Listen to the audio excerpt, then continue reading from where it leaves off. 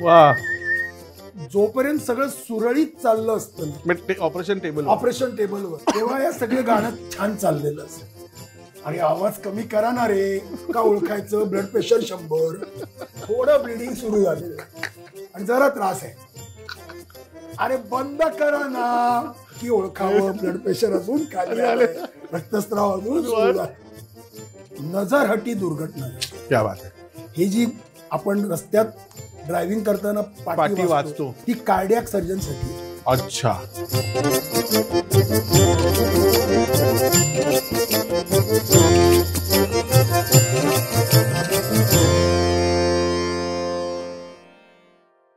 नमस्कार मंडळी, जाई काजळ निर्मित आणि श्रुतिगंध प्रस्तुत आभाळाची माणसं या मुलाखत मालिकेत तुमच्या सगळ्यांचं मनपूर्वक स्वागत. आपण कंटिन्यू करतोय डॉक्टर अनिल तेंडुलकर यांच्याबरोबरच्या गप्पा. आणि तुम्ही गेला भाग बघितला असेलच, नसेल तर तो आधी आवर्जून बघा आणि मग या भागाकडे वळा. तर आपण हा भाग आता परत सुरू करूया. मला आता बाबांची झालेली माझी ओळख, तुझी आणि बाबांची झालेली ओळख आणि तुमच्या बॅडमिंटनचा नंदू काकाचा किस्सा ऐकायचा आहे.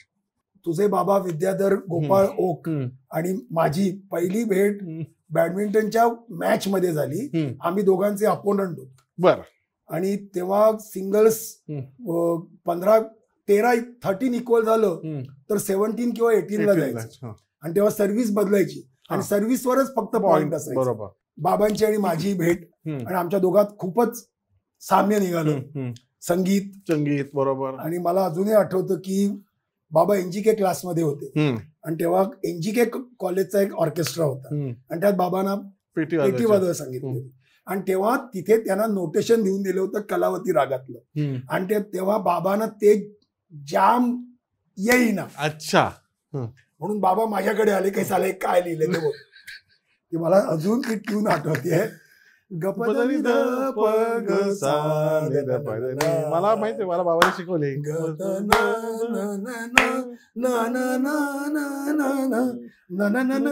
मला वाटतं यांची आहे अमर, कोणाची असेल पण तेव्हा मी बाबांना ती शिकवली. आणि ते खाली हे होते म्हणजे बाबांचं 22 श्रुतींचं संशोधन तुलाच सगळं हे करायला पाहिजे आता मला वाटतं. काय हे पटकन घ्यायचे, हे एकदम नाही घ्यायचे. बरोबर. ते सगळं ते मला आठवतं. तर तसेच आम्ही बॅडमिंटन आम्ही खेळायचो आणि आम्ही मुद्दाम उशिरा जायचो. म्हणजे जायचं लवकर म्हणजे नंबर आधी लावायचा आणि उशिरा ऍक्च्युअल खेळायला यायचं. संध्याकाळपर्यंत रात्री 8:30 पर्यंत लोक घरी पळायचे. मोकळं मिळतं तेव्हा 7च्या आत घरी यावं लागायचं. बरोबर. म्हणजे त्याच्या आजही आमच्याकडे आहे. तर म्हणजे आजही मी बायकोला सांगतो 7च्या नंतर, ह्या कार्यक्रमासाठी 7च्या नंतर विजा काढावा लागतो. विजा ग्रँटेड आफ्टर 7 o'clock. तर असे आम्ही खेळत होतो. इतक्यात आमचा बॅडमिंटन सेक्रेटरी माटुंगा जिंकण्याचा, ही 1964, 65, 66 ची गोष्ट. अच्छा. 10वीच्या आधीची नक्कीच, म्हणजे 68च्या आधीची गोष्ट. पंपालिया म्हणून सेक्रेटरी होता, त्याचं पहिलं नाव विसरलो. मोठी फॅमिली होती आमच्याकडे. नंदू नाटेकरांना घेऊन आला. आणि नंदू नाटेकर फुल ड्रेस मध्ये होते, म्हणजे बॅडमिंटन खेळण्यासाठी आले होते. Okay okay. प्रॉपर. आणि त्यांनी आम्हाला नंदू काका तेव्हा स्टेट चॅम्पियन होते, नॅशनल चॅम्पियन वगैरे होते. आणि त्यांनी आम्हाला विनंती केली की will you play with us. म्हणजे आम्ही दिन असे म्हणजे असे जमिनीवर. मग नंतर विद्याधर आणि मी डबल्स, आम्ही दोघे एका बाजूला आणि त्या बाजूला नंदू नाटेकर. आणि ते डबल्सच्या रूलने आमच्याशी खेळणार आणि आम्ही त्यांच्याशी सिंगलच्या रूलने खेळायचं. आणि आम्ही आपले जोराने असे सटासट आणि डबल्स ना असे. आणि आम्ही बऱ्यापैकी ओपन सेमीफायनल्सला वगैरे पोहोचणारे होतो. म्हणजे असे माझ्या आकारावरून जाऊ नकोस, व्यवस्थित प्लेअर होता. आम्ही ते कुछ काम के. तर आम्ही आपले मारतोय, स्मॅश करतोय, काय करतोय, ड्रॉप टाकतोय, नेटकडे करतोय. 15-0 15-0 नंदू नाटेकर वर्सेस ओक तेंडुलकर. काय म्हणजे. आणि अत्यंत सहजपणे नंदू नाटेकर खेळत.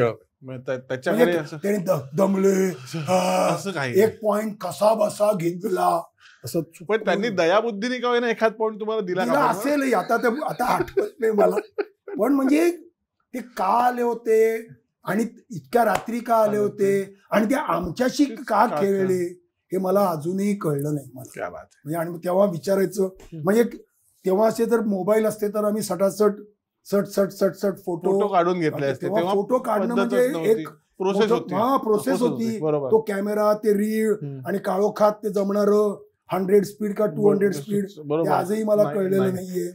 अपर्चर लेंथ काय ते सगळं म्हणजे खरोखर म्हणजे काही राहून गेलेल्या, जसं मी सांगितलं ना ते स्पूल्स रामभाऊंचे आणि गजानन बुवा आणि यशवंत बुवांचे कुठे गेले, तसा हा फोटो जर असताना विद्याधर ओक आणि अनिल तेंडुलकर असे स्मॅश करताय आणि आरामात किंचित हा जर असताना तर आज त्याला प्रचंड व्हॅल्यू आहे. प्रचंड. मी स्वतः त्याला व्हॅल्यू देऊन घेतलं. क्या बात आहे. म्हणजे खरोखर अगदी. अनिल काका, मला नाटकाबद्दल तुला विचारायचंय, कारण तू एक स्वतः नाटक लिहिलं पण आहेस मला वाटतं आणि तू त्या नाटकात अनेक वर्ष सक्रिय आहेस, तर ही तुझ्याकडे परत कलेचा ही शाळेतल्या पहिलीपासून आम्ही नाटकात नाटक करणं हा स्वभाव आहे, कल्पना आहे, पण पहिलीपासून. आणि आम्हाला गायन मास्तर होते प्राथमिक शाळेत, नेवरेकर म्हणून. म्हणजे त्यांनी जे अत्यंत बेसिक शिकवलं ना 1956 साली, ते अजूनही आणि ते आजही तितकंच खरं आहे. म्हणजे कुले दाखवायचे नाही असं ते अत्यंत सोपं शब्दात आम्हाला सांगायचे की प्रेक्षकांना कुले दाखवायचे नाही आणि सांगायचे की सगळ्या ह्याच्यात फक्त एकच कॅमेरा आहे, तो म्हणजे प्रेक्षकांचे डोळे. क्या बात आहे. तर तुम्हाला जे काय करायचंय त्या कॅमेरा समोर करायचं. सुंदर अभिनय मी या आबाळाची माणसाकडे बघत केला, फुकट गेला. बाकीच्या ठिकाणी तिथे कॅमेरा ठेवता येईल, पण सगळा कॅमेरा तो फक्त तो आहे. क्या बात आहे. हे जे अत्यंत बेसिक त्यांनी शिकवलं ना, आणि जे करायचं ते स्टेजच्या मध्यावर करायचं. स्टेजच्या मध्यावर जे घडतं त्याचा परिणाम जो तुमच्या मनावर होतो ते अजून कुठेही गेलं तरी होत नाही. क्या बात आहे. हे जे त्यामुळे शाळेत आम्ही दरवर्षी भाग घेतला. कसली एकांकिका. आमचे सर खूप उत्साही सर होते, बर्वे सर, खटावकर सर, खूप उत्साही सर होते आमच्याकडे. त्यांच्यामुळे केला.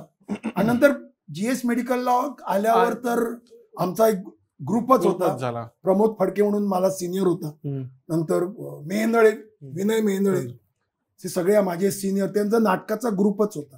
आणि कमलाकर नाटकर्णी आमची नाटकं बसवायला यायची. कमलाकर नाटकर्णी आमचे MSc स्टुडंट होते. जीएस मध्ये MSc कोर्स होता, पण कोर्स आहे बायोकेमिस्ट्रीचा, त्याचे ते स्टुडंट होते. त्याच्यामुळे कमलाकर नाटकर्णी सारख्या लोकांकडून आम्ही शिकलो आणि लवकरच आम्हीच नाटकं बसवायला लागली. क्या बात आहे. त्याच्यामुळे आम्ही बऱ्यापैकी मोरूची मावशी, तरुण तुर्क म्हाताऱ्याचा किस्सा सांगण्यासाठी तर आम्हाला भालेराव सर आम्हाला शिकवायला होते. अना भालेराव चिरंजीव, बरोबर, राव भालेराव हे आम्हाला शिकवायला होते. Bhalerao sir general secretary. तर आम्हाला नाटकासाठी काही प्रॉब्लेम आला का आम्ही सरांकडे जायचं आणि सर अत्यंत त्रासिकपणे काय बाई असं विचारायचं. आम्हाला भीती वाटायची आता काय मिळणार की नाही. मग ते काहीतरी त्यांनी पहिल्यांदा जेव्हा मी भेटलो ना, संध्याकाळी संगत आहे आणि काहीतरी गोट्या का मोठ्या असं काहीतरी नाव सांगितलं. तर तू मला सांग, गोट्या किंवा मोठ्या असं समजा नाव सांगितलं, मी चुकत असेल, चुकलोच आहे, पण समजा अशा प्रकारचं नाव सांगितलं तर डोळ्यासमोर कोण येतं?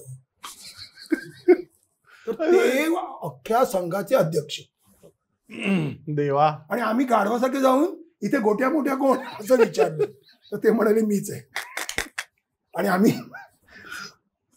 आणि ते असे म्हणजे कॅज्युअली भालेराव सरांकडून आम्हाला, आणि ते विचार काय पाहिजे तुम्हाला, तर आम्ही असे घाबरे, सर पडदे म्हणजे हा सर, ड्रेपरी हा सर, सगळं संघात. पण विचारायची थाट आणि सांगायचा पद्धत तसाच असायचा. तर आम्ही तरुण तुर्क करायला घेतलं, तरुण तुर्क म्हातारे ते करायला घेतलं आम्ही. तर तेव्हा ते नाटक आम्ही आधी यांच्याकडे गेलो, मधुकर तोरडमलांकडे, ह्याच्यामध्ये साहित्य सहवास, तिथे त्या राहायचे. तर ते म्हणाले सध्या हे नाटक आता माझ्याकडे नाही, तुम्ही मोहन वाघांना भेटा. तर मोहन वाघांकडे आम्ही गेलो.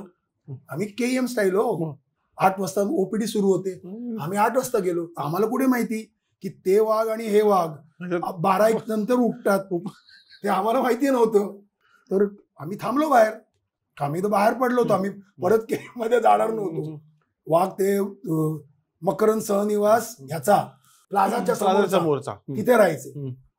आम्ही गेलो, हसले आम्हाला, वाघ साहेब 12च्या नंतर या. तर आम्ही तिकडे प्लाझाच्या आसपास भरपूर काय खाल्लं पिल्लं फिरलो आणि आम्ही अशा 11 वाजता गेलो. आम्ही भालेराव सरांचं पत्र नेलं. तर भालेराव सरांचं हस्ताक्षर, भालेराव सर सोडून कोणालाही वाचता यायचं नाही. तर भालेराव सरांचं हस्ताक्षर त्यांनी विचारलं काय लिहिलंय. म्हटलं मदत करा असं लिहिलंय. म्हटलं ठीक. मग आम्ही बापट, आमच्याकडे सगळी फौजच होती ना, बापट सरांचं पत्र दाखवलं. त्यांनी ते बघितलं. ठीक आहे बोला काय पाहिजे. तर आम्ही घाबरत घाबरत परवानगी मागितली नाटक करायला. तर तेव्हा दिली. आम्ही अशी मोठी तयारी करून गेलो होतो. KM एवढं सगळं असे आम्ही असे संपेल पटकन त्यांनी अशी म्हणजे दिली. तर आम्ही आता उठूया. आता आम्ही उठणार.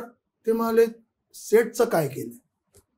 छाला आम्ही असा विचारच केला नव्हता, कारण आमचे ते सेट तिकडून येतात ना, साहित्य संघातनं. ते म्हणाले नाटकाचा करंट सेट नको तुम्हाला. म्हटलं द्या. दिला. मग ते म्हणाले म्युझिकचं काय केलंय. हाही विचार नाही केलाय. आम्ही विचार केला नव्हता. म्हटलं द्या. दिलं. मेकअपला कोण येणार आहे हा पण विचार केला. हा पण नाही विचार केला. त्यांनी सगळं दिलं. वर हरीश तुळसुळकर त्यांचे फार बांधलेली माणसं असायची. हे पण तुम्हाला बसवायला मदत करायला येते. असं प्रेम. आम्ही तरुण तुर्क आणि ते सगळं हे ना, हे बोलणारे आमच्याकडे प्रोफेसर तेव्हा होते, बावडेकर सर. बावडेकर सरांची सगळी राऊंड. बरोबर. नाही त्यांचे वाघ म्हणून असिस्टंट होते. Wagh this patient will remove this thing and put that thing. Wagh बरोबर लिहायचा. Remove the pin and put the plate. Wagh बरोबर लिहायचा. तुम्हाला sir this thing is why is still here, so do that thing. का वाघ त्याला डिस्चार्ज टुमॉरो मॉर्निंग सगळं बरोबर. Sir this thing and that thing शिवाय. त्यामुळे प्रोफेसर 12% आपलं हे तेपलं हे अख्खा आमचा क्राऊड म्हणजे असा नुसता उसळायचा. तरुण तुर्क म्हातारक. मोरूची मावशी बाय द वे. मावशी मी. वाह क्या बात है. वाव काय. तर एक किस्सा सांगतो तरुण तुर्काचा, एक मोरूच्या मावशीचा. तर तरुण तुर्काची आम्ही 3दा केलं. तरुण तुर्क प्रत्येक वेळी हिट. म्हणजे मेडिकलला सिलेबस असल्यासारखं लोक सांगायचे का रे 4 वर्ष तरुण तुर्क नाही झालं, तरुण तुर्क करा. आम्ही तरुण तुर्क असं करता करता तेव्हा व्हिडिओ कॅमेरे आले होते. असे ते मोठे असायचे. आणि आमच्याकडे अति उत्साही लोक होते. ते आमच्याकडे क्रिकेटच्या मॅचेस होत्या, टेनिस बॉलच्या, आमच्या GS KM मध्ये. बरोबर. तेव्हा ते त्याचं शूटिंग लाईव्ह टेलिकास्ट चालायचा. वाह. With commentary. वाह. की आता डॉक्टर अमुक अमुक आता बॉलिंग टाकायला येत आहेत आणि डॉक्टर तमुक तमुक बॅटिंग करतात. तर कॅमेरासाठी तू मग अशी म्हणालास ना की भविष्य काळात हे जे घडले असे शिक्षक होते, हे राहावं म्हणून. बरोबर. म्हणून आम्ही तरुण तुर्क कॅमेरा लावू मस्त. आणि कॅमेरा लावून मग आम्ही ठरवलं की हे बघायचं आपण आपलाच परफॉर्मन्स. करेक्ट. म्हणून आम्ही आमच्याकडे एक AMO क्वार्टर्स म्हणून क्वार्टर्स होते. तिकडच्या एका AMOची परवानगी घेऊन तो फ्लॅट घेतला. नंतर तिकडे खाण्यापिण्याची व्यवस्था केली आणि VCR आणला. तो TV आणले, लावला. आवाजच नाही. तो कोणतरी म्हणा अरे तू ऑन नाही किया. आम्ही ऑन केला, व्हॉल्यूम वाढवला, ह्याचा व्हॉल्यूम वाढवला, त्याचा व्हॉल्यूम वाढवला, तरी पण आवाज. रेकॉर्ड करणाऱ्या त्या ॲमेटर माणसाने क्रिकेट ना साऊंड ऑनच ठेवला नव्हता आणि अख्खं तरुण तुर्क तुमचं हे आमचं हे अहो तुमचं हे लोमतंय असं सगळं फुकट गेलं. म्हणजे आम्ही मोठी तयारी करून बसलो होतो 3 तास मजा करायची आणि आपला परफॉर्मन्स बघायचा. तसं मोरूची मावशी आमच्या त्यात खरी मावशी डॉक्टर शरदिनी डहाणूकर झाल्या. प्रसिद्ध डहाणूकर इंडस्ट्रीज शरदिनी डहाणूकर आमच्या फार्मॅकॉलॉजीच्या हेड ऑफ तर त्यात मावशी झाल्या होत्या. आणि नेहमीप्रमाणे सगळ्यात परत हॉस्टेलचा सीन आहे त्यात. हॉस्टेलची मुलं बरोबर आहे, त्यामुळे आमच्याकडे हिट. आणि त्यात अनिल तेंडुलकर मावशी साडी नेसवायला भारती तेंडुलकर उलटा रोल. तर डहाणूकर मॅडम खुश झाल्या. त्या म्हणाल्या हा प्रयोग टिळक नगर डिस्टिलरी या आमच्या कारखान्यात करूया. बरं. आम्ही म्हटलं ठीक करूया. तर आम्ही सगळे टिळक नगरला गेलो आणि संध्याकाळी कार्यक्रम ठेवला. आणि प्रेक्षकात मॅनेजिंग डायरेक्टर, वर्क्स मॅनेजर, अमुक मॅनेजर, तमुक मॅनेजर, तमुक मॅनेजर, तमुक मॅनेजर आणि मागे वर्कर्स. तर आम्हाला केएमची सवय नुसतं साल्या दणकट म्हटल्यावर हा अमुक हे हा अशी सवय. आणि सगळे मॅनेजर आणि सीईओ भेटले बसले समोर गप. सगळे कामगार हसायला तयार नाहीत. आमचे 2 खंदे वीर त्यातले एक आहेत चंदू पाटणकर. ते कदाचित बघतील हा कार्यक्रम. तो ब्लँक गेला. तो विचार करायला लागला की का हसत नाहीत. आम्ही नाटक थांबवलं. म्हणजे आमची फजिती झाली. आम्ही नाटक थांबवलं आणि सगळ्या मॅनेजर स्टाफला सांगितलं तुम्ही आत विंगेत येऊन बसा. आणि कामगारांना सांगितलं की ते साहेब गेले आता तुम्ही हसा. साहेबांच्या भीतीमुळे हसायला. मग या आमचा ग्रुप जमल्यामुळे आम्ही एकांकिका लिहायला लागलो. आणि पहिली सोपी पद्धत म्हणजे एखादी कथा घ्यायची वपू काळेची. आणि वपूंच्या कथा या चित्रमयच असतात. त्या काटछाट कॉपी पेस्ट करून आम्ही एकांकिका बस. आणि एक प्रकारचं व्यसनच जडलं. आणि त्यात आम्हाला बाय द वे आम्हाला एक बक्षीस पण मिळालं. आणि मी एकांकिका नंतर 2-3 लिहिल्या. त्यांना राष्ट्रीय ह्याच्यात उत्तेजनार्थ पण 2 एकांकिकांना अखिल भारतीय मराठी साहित्य नाट्य संघ तर्फे 2 एकांकिकांना बक्षीस मिळालं. तू आपण कार्यक्रमाच्या सुरुवातीला मुलाखतीच्या सुरुवातीला आपण असं म्हटलं होतं की घरी तुझ्याकडे सगळं गाण्याचं वातावरण होतं, फक्त तुला गळा दिला नाहीये. पण तुला गळा नाही दिला तरी तुला अजून एक मोठं वरदान देवाने दिलेलं आहे, ते म्हणजे तू शिट्टीवर उत्तम गाणी वाजवतो. माझे वडील म्हणायचे की तू शिट्टी वाजवतोस म्हणून तुझा आवाज जाणार. त्यांचं काय ते डोक्यात होतं की बासरी वाजवली का आवाज जाणार. मी सतार शिकलो. सतार शिकलो. पण मग आता एखाद्या शिट्टीवर गाणं होऊन जाऊ दे की. तशी माझी बरीच गाणी पॉप्युलर आहेत असं सांगायचं. मी आता खास आशाताई खाडीलकरांच्या साठी आशाताई खाडीलकरांचं मला खासियत का वाटते तुझी सासू म्हणून नाही की नाट्यसंगीत बैठकीतलं नाट्यसंगीत हे शास्त्रीय संगीताच्या जवळ शास्त्रीय संगीताच्या बैठकीकडे जात होतो. त्यांनी ते परत नाट्यकडे आणलं. खरं त्यांनी संगीतात नाट्य आणलं. बैठकीच्या स्टेजवर नाट्य असणारच बरोबर आहे, पण बैठकीच्या नाट्य संगीतात त्यांनी ते आणलं. हे मला खास आशाताईंचं कॉन्ट्रीब्युशन वाटतं, खास असं वाटतं. आणि या माध्यमाच्या तर्फे मी माझी आदर आशाताईंविषयी व्यक्त करतो. तर स्वराच्या बाबत इथे काय नाहीये तरी पण मी स्वरात राहायचा प्रयत्न करेन. आणि मग थोडं मी शिट्टीच्या तंत्राबद्दल सांगेन. मग you are suppose to appreciate something मग मी त्याच्यावर सांगेन.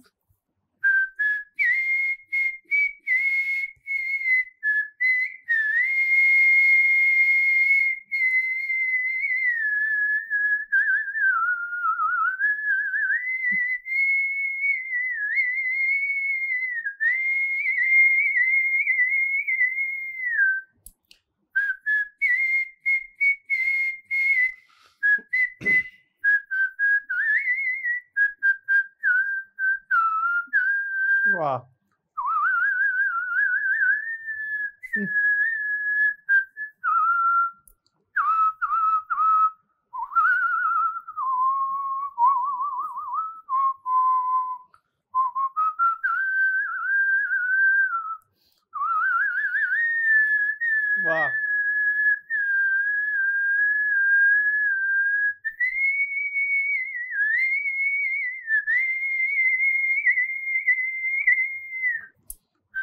क्या बात है,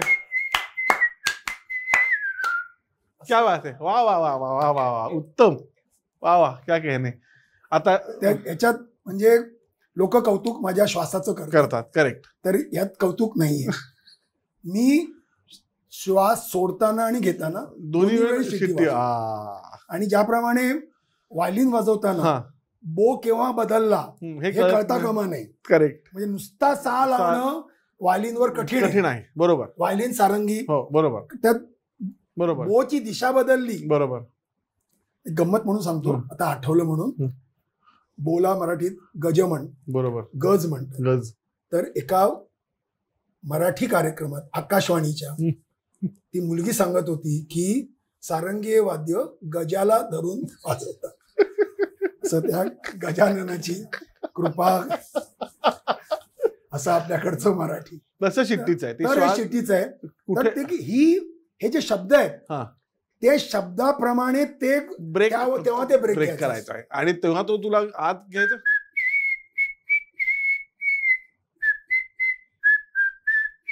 क्या बात है.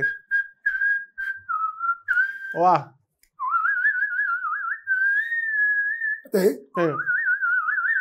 हवा सोडतोय. क्या बात है. एक वेगळंच. क्या बात. वा वा. आणि क्राऊड बघून करायचं. आणि मी कटाक्षाने फक्त एकच कडवं म्हणतो. वा. कारण हे शब्द नसल्यामुळे. बरोबर बरोबर बरोबर. आणि एक गोष्ट तुझ्या बाबांनी आम्हाला सांगितली की गोविंदराव एकदा नाट्यगीत वाजवत होते. हेच तिसरा अंतरा नाही वाजवला त्यांनी. हेच गाणं. आणि तिन्ही अंतरांची तीच चाल आहे. बरोबर. तीच वजन आहे. ते सगळं सेम आहे. तर गोविंदराव 1 का 2 वाजून थांबले. बरोबर. तेव्हा शिष्योत्तमाने विचारलं की बुवा काय झालं, तर ते म्हणाले शब्द विसरलो. बरोबर. शब्द आठवले नाहीत. ते जे डोक्यात जाऊन बसलंय की मी हिंदी गाणी म्हणताना पुस्तक समोर ठेवतो मोबाईल वर, तो लोक मला विचारतात इसक्या ऊपर तुमने सिटी का नोटेशन लिखा है क्या. त्या सिटीचं नोटेशन सतारी सारखं नसतं की हे दाबलं का सा आणि तो खेचला का रे आणि ग होणार, असं नाही. ते केवळ डोक्यातनं यावं लागतं. करेक्ट. त्यासाठी शब्द समोर पाहिजे. त्याच्यासाठी शब्द समोर पाहिजे. क्या बात आहे. वा वा, अप्रतिम. त्याच्यासाठी ते वजन मेंटेन करायला शब्द समोर पाहिजे. अजून का तुझ्या अजून एक परवानगी वेळ असेल. हो हो हो. आपलं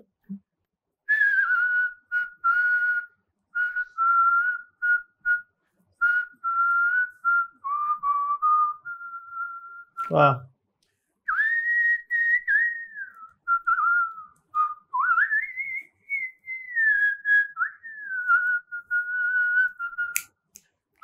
क्या बात है.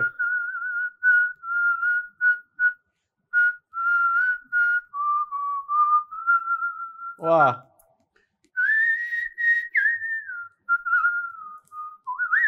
क्या बात है.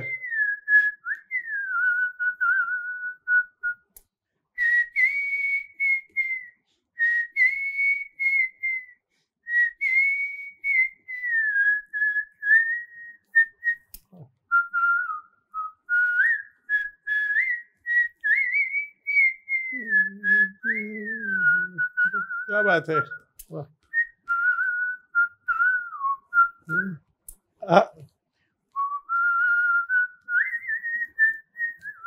वाह.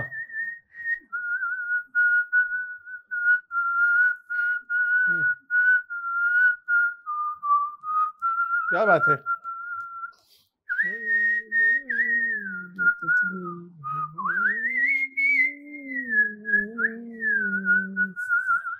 क्या बात है. वाह वाह वाह वाह वाह. हाँ, ये बात है. क्या बात. खूपदा वाटतं की हे गाणं म्हणताना मागे जी व्हायलिन्स ती वाजली पाहिजे. ती माझ्या मला मनात वाचतात दोन्ही जमावे काय बात असं मला खूपदा ती जी व्हायलीच वाचतात ना ती अप्रतिम लाजवाब.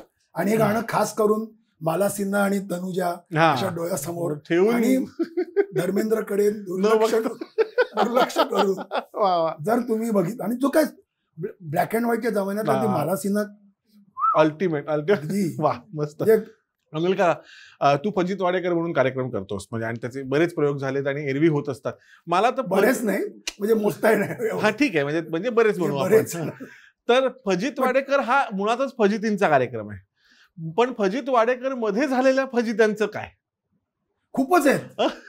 म्हणजे अशा अकल्पितपणे घडलेल्या फजित्या. म्हणजे माझा एक कार्यक्रम सायन हॉस्पिटल मराठी वाङ्मय मंडळाने ठेवला होता. आणि तेव्हा सायन हॉस्पिटलमध्ये सभागृह असं नव्हतं. आणि खरं म्हणजे मला हा जो कार्यक्रम आहे ना, मला तिथे रांग अशी पहिल्या 5 फुटावर लागते कम्युनिकेशनसाठी. आणि थोडा प्रकाश असला पाहिजे. काय ते ऑडियन्स त्यांच्या रिॲक्शन ते कळलं पाहिजे, सगळं कळलं पाहिजे. तर सायन हॉस्पिटलमध्ये ठेवला होता. आणि 2 एकूण गर्दी विचार करता त्यांनी 2 लेक्चर हॉल्स जोडले होते. त्यामुळे 300 मुलं 4th सीट वगैरे असे बसलेले टाईट कॉरिडॉर मध्ये बाकांच्या मधले बाजूला असा पॅक होता. आणि सुरुवातीला खूप टेन्शन असतं. कार्यक्रम सुरू करतो म्हणजे serious business, making others laugh. Correct. आणि माझं काय आहे, ह्या जोकवर एकच रन मिळाली पाहिजे. ह्या जोकवर त्याच्या पलीकडे होता कामा जास्त झालं तरी राडे प्रॉब्लेम आहे. आणि ह्या जोकवर सिक्सर आलीच पाहिजे. म्हणजे आजकाल IPL मध्ये लगेच डेसिबेल किती दाखवतात तसं ते सगळं माझं ते भयंकर असतं. तेव्हा 10-15 मिनिटं झाली होती. मला आत्मविश्वास आला होता आणि त्यांना पण आत्मविश्वास आला होता की हा कार्यक्रम. पण कार्डियाक सर्जनचा कार्यक्रम म्हणजे लोक असे राहतात. आणि मग मी जोक मारला ना तर लोक गंभीर राहतात. आणि मी गंभीर काय बोलतो लोक असतात. आता असा तू कसा असलास बघ तसा.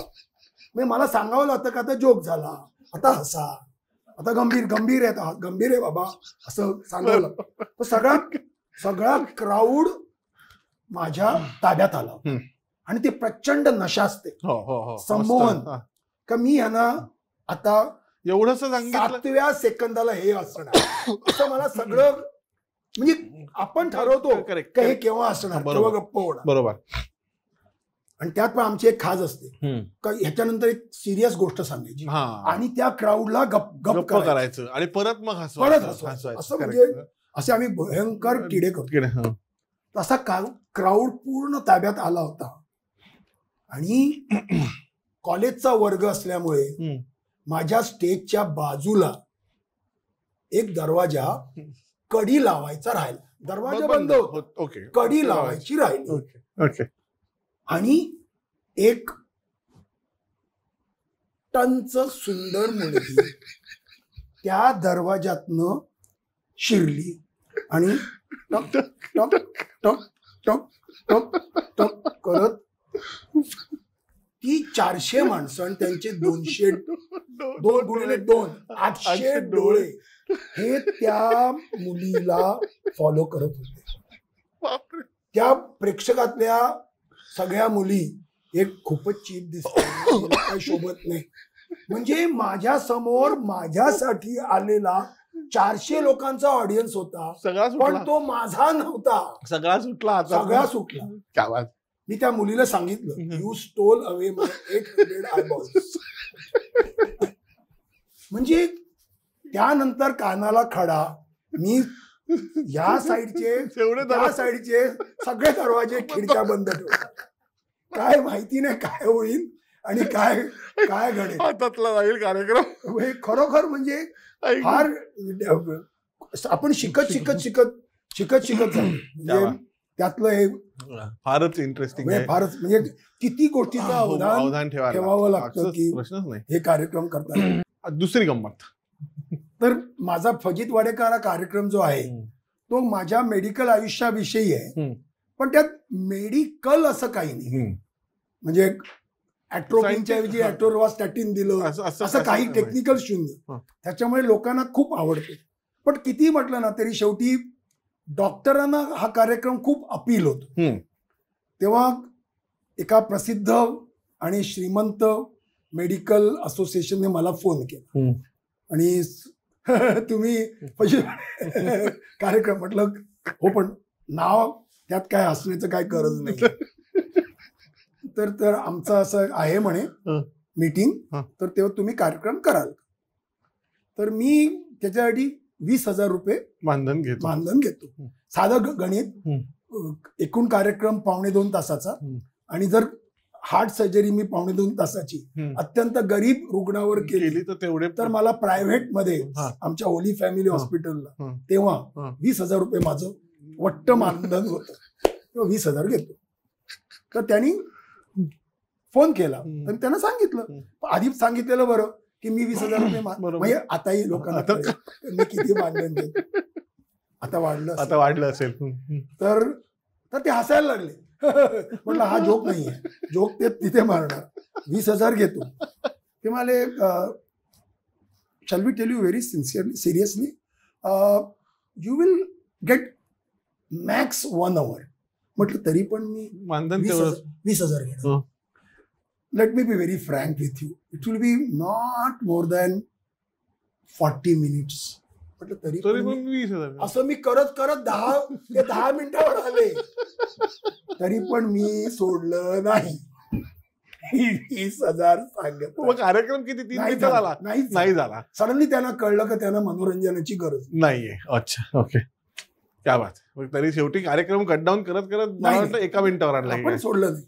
आपण अनिल काका, तुला लहानपणापासून घरी बघत आलोय मी, त्यामुळे बाबांच्या कडनं किंवा असे पण इतर वेळेला पण भरपूर वेळा तुझा उल्लेख होतो. पण मला सांग, हे खरं आहे का की क्लासिकल म्युझिक ऐकत ऐकत तुम्ही हॉस्पिटलमध्ये सर्जरी करतात? आणि मग ह्याच्यात एक खरंही आहे खोटंही आहे. म्हणजे कसं? म्हणजे it may not be classical, it may be music. काय तलत बिलत लावलं असेल, बरोबर, प्रत्येक सर्जन आपण आवडीने लावतो. ओके.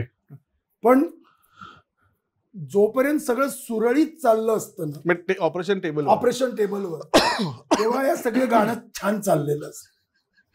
आणि जरा जरी राडे झाले तर पहिला बळी या गाण्याचा जातो. अरे कोणी लावलंय, अरे बंद करा रे, असं हे पहिलं त्याचं जातं.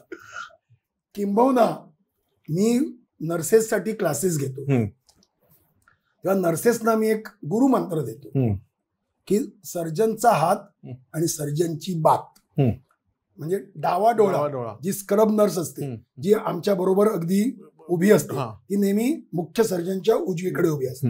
म्हणजे त्या नर्सचा डावा डोळा आणि डावा कान हा सतत सर्जनचा हात काय करतोय आणि तो काय बांधतोय, काय कापतोय आणि तो काय बोलतोय.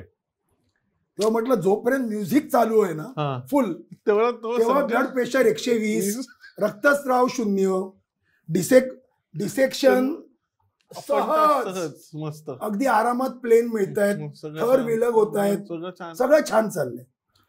आणि आवाज कमी करा ना रे, का ओळखायचं, ब्लड प्रेशर 100, थोडं ब्लिडिंग सुरू झालेलं आणि जरा त्रास आहे, अरे बंद करा ना की ओळखावं, ब्लड प्रेशर अजून खाली आलंय, रक्तस्राव अजून सुरू झाला. आणि ज्याने ते म्युझिक लावलं त्याच्या नावाने शिव्या द्यायला सुरू झाल्या, ओळखायचं का, फार वाईट स्थिती. पण एक सांगतो, म्हणजे गैरसमज होता का बरोबर. आम्हाला आमचे गुरु डॉक्टर भट्टाचार्य यांनी सांगितलं की नजर हटी दुर्घटना घडली. क्या बात आहे. ही जी आपण रस्त्यात ड्रायव्हिंग करताना पाठी वाचतो ती कार्डियाक सर्जनसाठी आहे. अच्छा. आणि कार्डियाक सर्जनसाठी अजून एक गोष्ट आहे, जरासी सावधानी जिंदगीभर असावी. हे सरकारचं फॅमिली प्लॅनिंगचं, कुटुंब नियोजनाचं वाक्य आहे, पण ते मी माझ्या विद्यार्थ्यांना कार्डियाक सर्जरीमध्ये सांगतो. म्हणजे आमचे भट्टाचार्य सर ऑपरेट करताना त्या हार्टवरून त्यांचं नजर हटणारच नाही. ते जोक सांगतील, काही सांगतील, शिव्या घालतील, पण नजर जे काय ते इथे बघून इथे बघत. आणि या सगळ्या लोकांमुळे एक आम्ही शिकलो, आणि अशी बऱ्यापैकी उदाहरणं आहेत की आम्हाला वाटलं का हा पेशंट मेला, तो जिवंत राहिला. कारण उपाय सोडायचे नाही, क्या बात आहे, प्रयत्न सोडायचे नाही. So person is not dead till their heart actually stops. आणि दुसरं म्हणजे सर्जनना एक सतत शिकवण्यात येतं, खास करून सर्जनना, की नंतर काय होईल, नंतर व्हायचं ते उद्या, आता पहिल्यांदा पेशंट बाहेर जाऊ दे ना. आमच्याकडे बरेचसे वैचारिक असतात. सर्जन हे मजुरांच्या पातळीवर मानले जातात, हे खरंच सांगतो. आणि फिजिशियन आहेत ना, हे वैचारिक पातळीवर मानले जातात. न्यूरोफिजिशियन, सायकॅट्रिस्ट म्हणजे एकदम गहन तत्वज्ञ. आणि सर्जन हे सर्जन म्हणजे हमाल. आणि कार्डियाक सर्जन म्हणजे अगदी हमालातले हमाल. तर आम्हाला एक गोष्ट सतत शिकवण्यात आली, तुमचे प्रयत्न कधीही थांबवायचे नाही. जे व्हायचे ते होऊ दे, की हे आता गेलेलं आहे, आता आपण हे बंद करूया, ते बंद करूया, हे बंद करूया. आत्ता कुठे brain death is declared as human death, आत्ता कुठे खरं. पण आमच्या काळी शेवटच्या ह्याच्यापर्यंत केलं पाहिजे. आणि अशी अनेक उदाहरणं आहेत की रिवायवल होतं. आम्ही एका ताईंचं ऑपरेशन केलं होतं, वयस्क होत्या, गोव्याच्या होत्या, पूर्ण नाव मला माहिती आहे, मी मुद्दा म्हणून नाव सांगत नाही. प्रसिद्ध गायिकेची आई होती, तिचे भाऊ गोव्याचे प्रसिद्ध कार्डिओलॉजिस्ट, तिचं आम्ही ऑपरेशन केलं.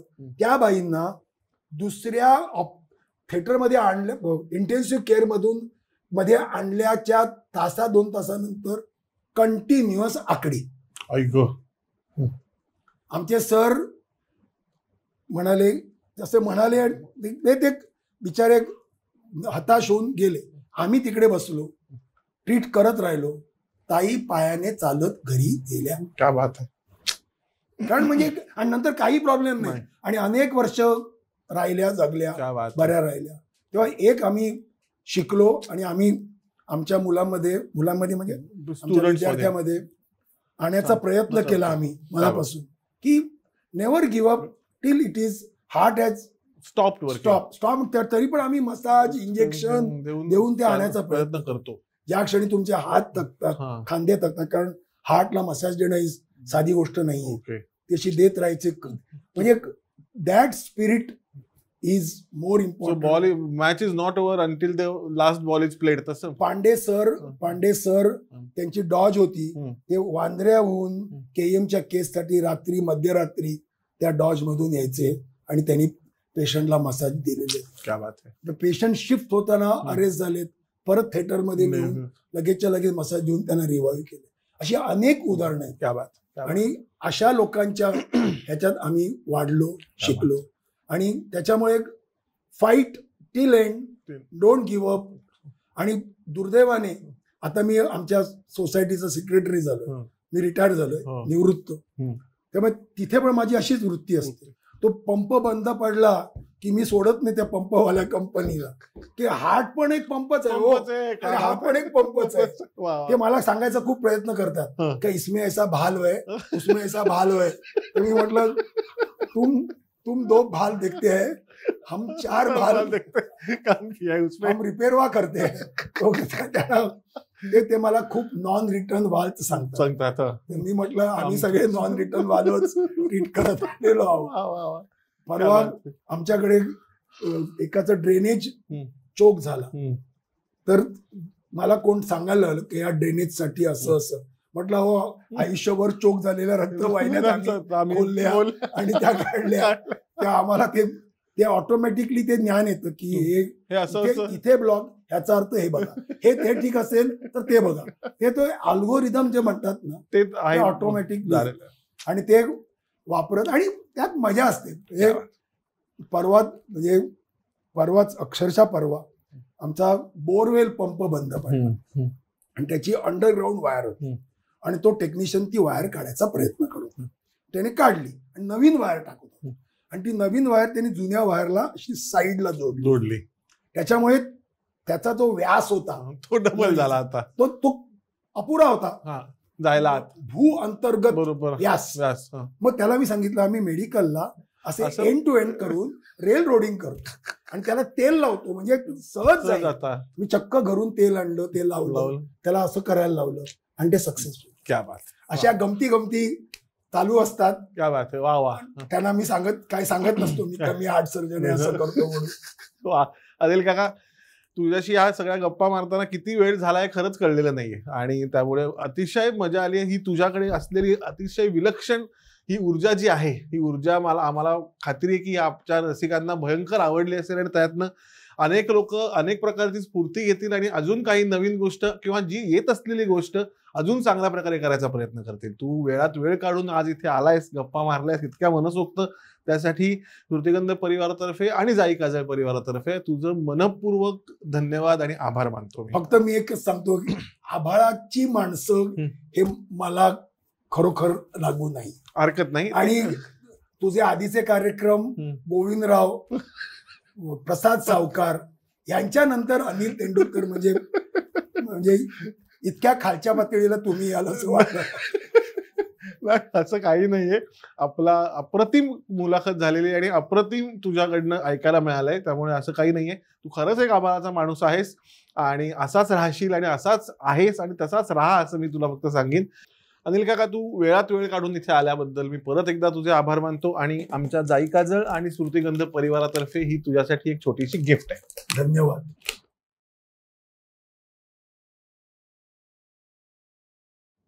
तर मंडळी, हा भाग तुम्हाला कसा वाटला हे तुमच्या प्रतिक्रियाद्वारे आम्हाला कळवा. तुमची आम्ही वाट बघतोय. आवडला असेल तर शेअर करा, मित्रांपर्यंत पोहोचवा आणि श्रुतिगंधचं फेसबुक पेज आणि युट्यूब चॅनल लाईक करा, शेअर करा आणि सबस्क्राईब करा. धन्यवाद.